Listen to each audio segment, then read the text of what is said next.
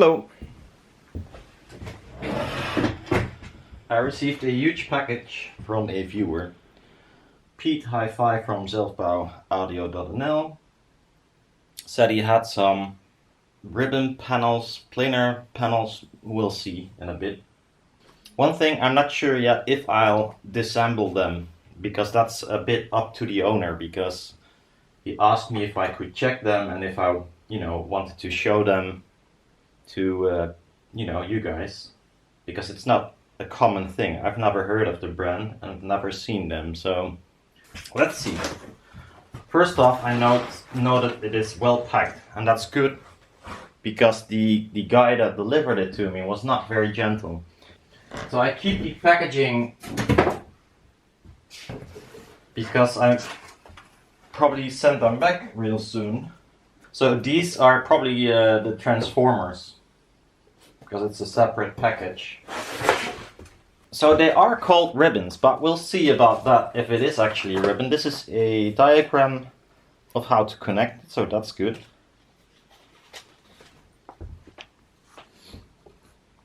That's cool. The staple is on the good side. Also, this is in German. My German is quite shitty. So this should play from 400 Hz to 20K. That's quite impressive. Samarium cobalt magnets. So there we have it once more. The video a while ago about the what was it? The Hifisound. I said it might be, what was the other? El Nico, but people mentioned it probably is samarium cobalt, because that was a thing in the 70s. I didn't know, I didn't live in the 70s, and I only knew the other magnet stuff, or at least heard about a few times. And then somebody said the samarium cobalt might be a thing, and then oh yeah, I've heard that name, but I've never seen a magnet. So the Hifisound might use samarium cobalt magnets.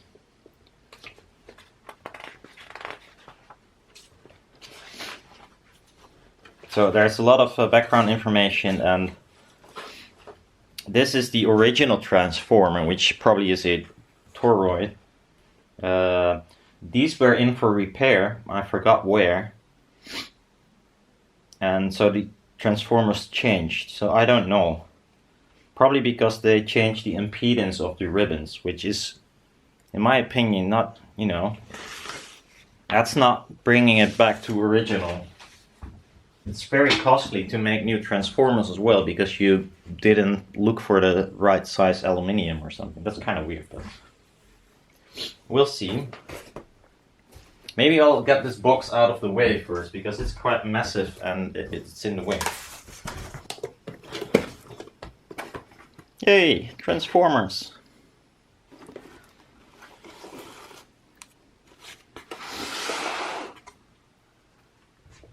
Okay.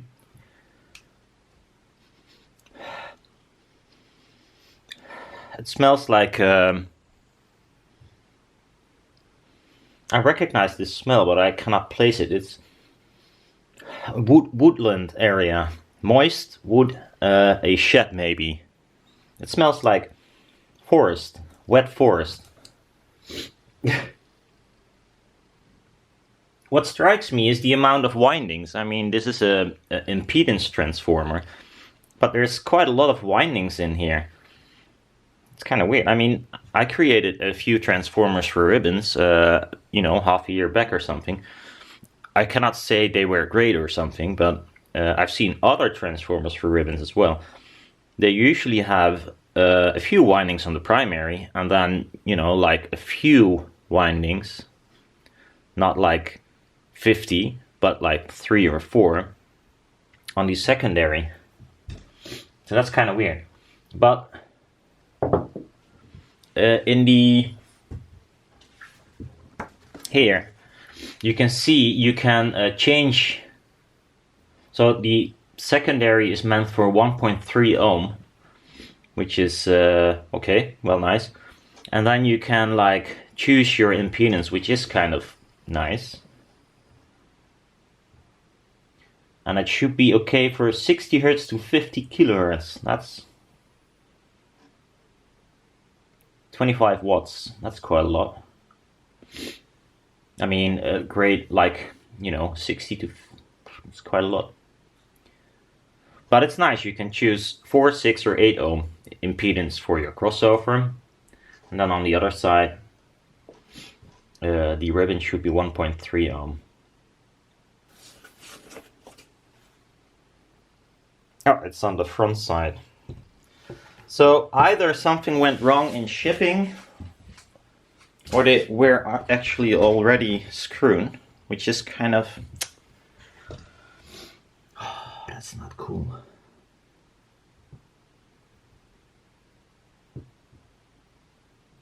Yeah, that's weird. I don't know how this is sitting, but...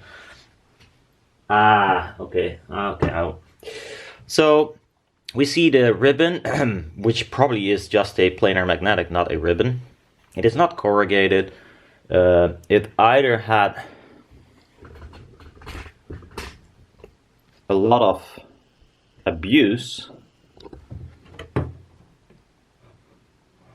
or the glue failed, or it's never done properly, because you can see the wrinkles here.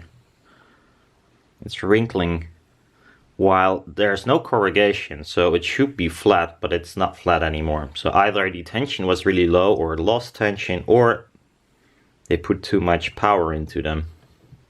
There, we can see a magnet. That's the magnet that should be sitting here. And then from this side we see another magnet sitting there. So no, it's actually like this. This magnet should be here, behind this, and the other magnet should be sitting here. So 2 magnets came off. This is, by the way, a really weird design. Look at the flex on this metal.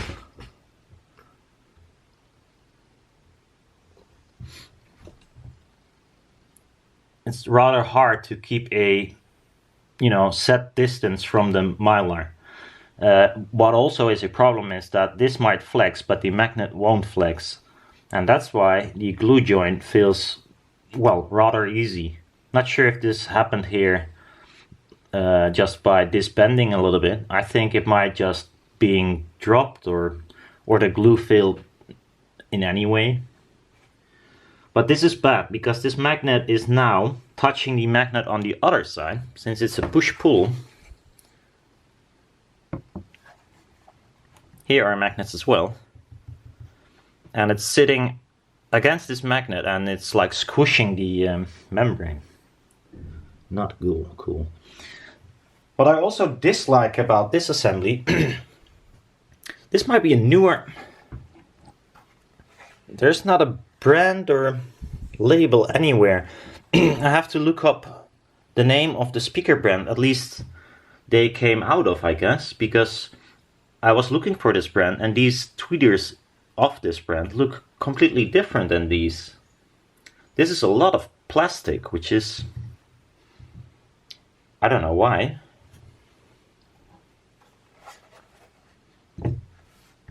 All plastic. So only the middle part is metal.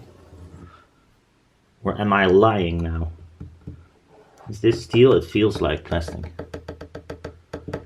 And on the back side it is quite clear that only this middle part is metal, the rest is plastic. So the total thing is 59 centimeters, but the ribbon area is only, well, only 47.5, or let's say 50. And it is kind of weird. I'll show you a picture of a doodle I made in SketchUp, looking like this. A week ago or something. Looks a bit like this, don't you think?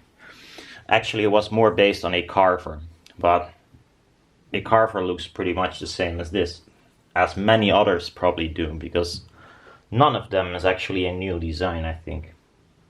Not broken, but they're 1 ohm. This is 1 ohm. It's not the 1.3, but who knows? It's rather close. It might be in the end, I don't know.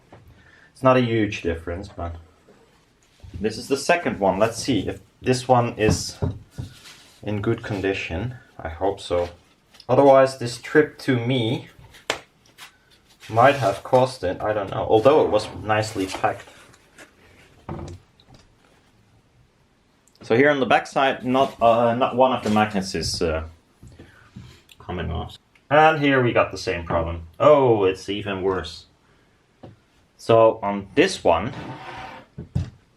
the magnet is cracked in 3 pieces, which is not nice on its own, and then came off from this piece of metal in the middle. So now they're sitting here. Not sure if they can... No. The only nice thing is that they're just sitting here and they're not hitting the foil itself. The other one is like it flipped around, because I think the magnets are almost square, so they are able to flip around inside of here if they come off. In the other one, the membrane is pinched.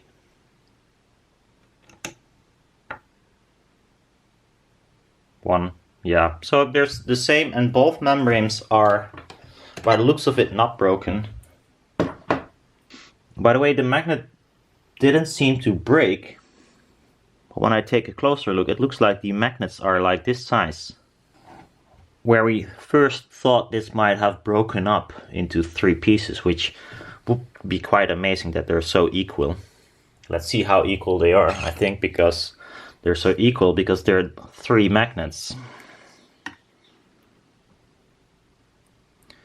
42.4, 42.4, so another 42 millimeter magnet, another one and another one. So these are 2 different panels, at least from a different era. And this does look like just normal ferrite to me. Well, this looks slightly different, but it might be the spray paint that's on there. So we can only tell if we look inside. So, a call with the owner later. So the company that made them is Stratec.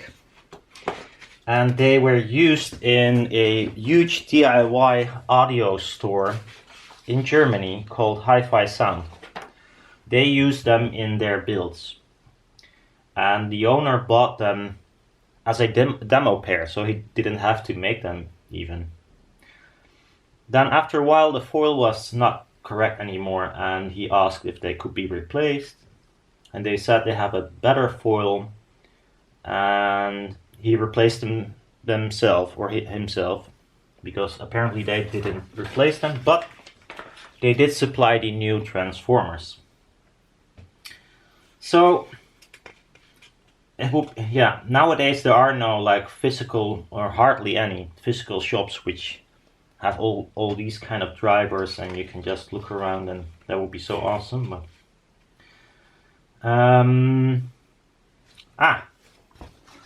here's something interesting about the original. The original is 0.5 ohm. This was 1 ohm. So either they used thinner magnet or less wide. By the looks of it, I guess magnet, I meant aluminium.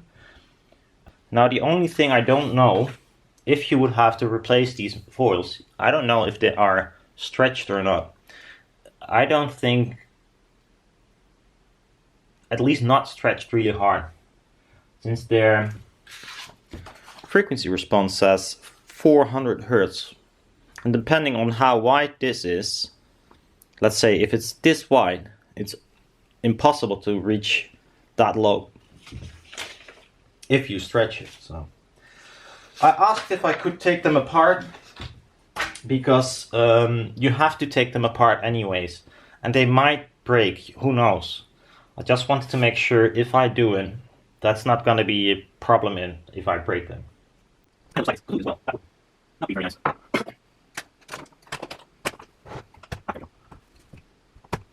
So yeah, I think it's a safe way to go from here.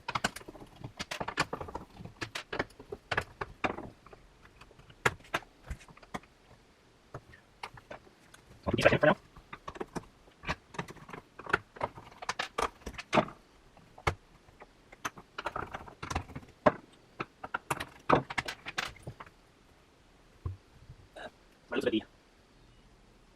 Mylar is on the back side.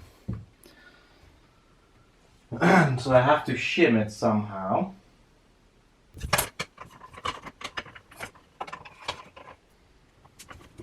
So it does not slam together, which might.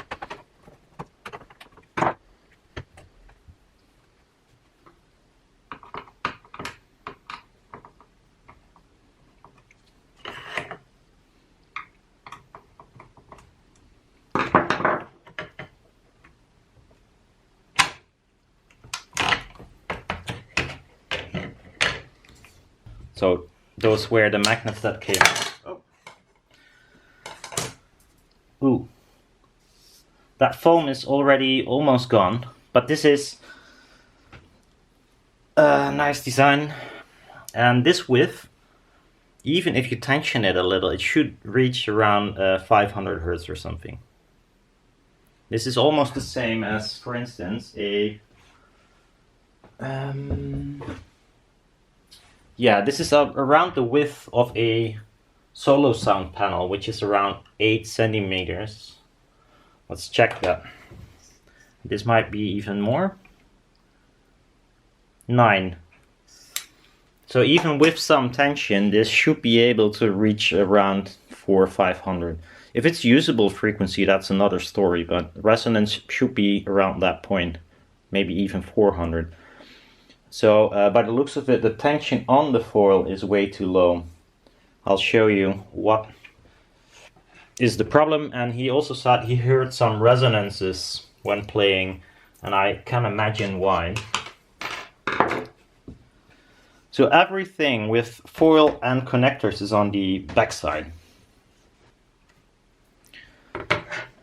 So this was the reason why I could not turn these, because there is a knot on this side.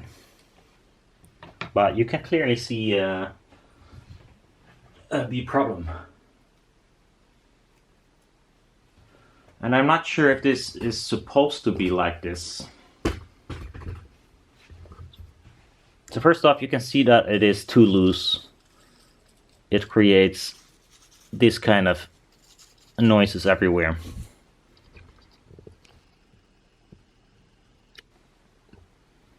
Now secondly, behind this foil, just like the other side, there's this foam. And I am not sure if this foam's supposed to touch the actual mylar itself, or is just there for damping.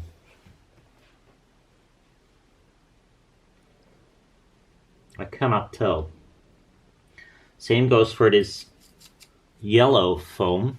So I thought it was Captain because it looked yellow, but it's actually the foam or felt behind it that is yellow. And that's why it looks like Captain, but I think it's just mylar.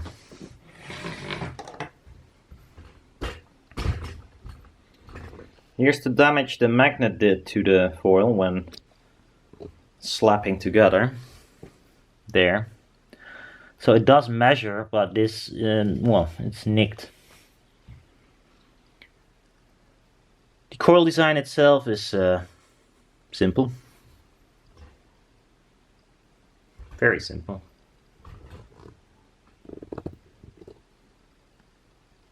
This is how they made the connection point to the foil, which is interesting because this is copper and it oxidates. And aluminium does as well very fast, but this is sitting there for quite some time. You can see the copper is not looking very coppery anymore.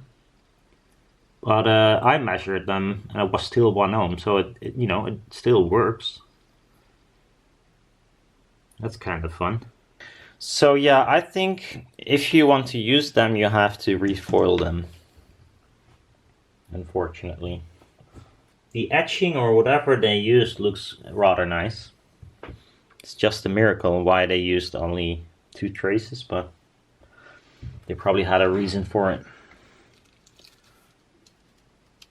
Mylar feels rather thin. Yeah, probably have to ask the owner if he wants to remove the foil. And maybe I'll do a replacement, I don't know.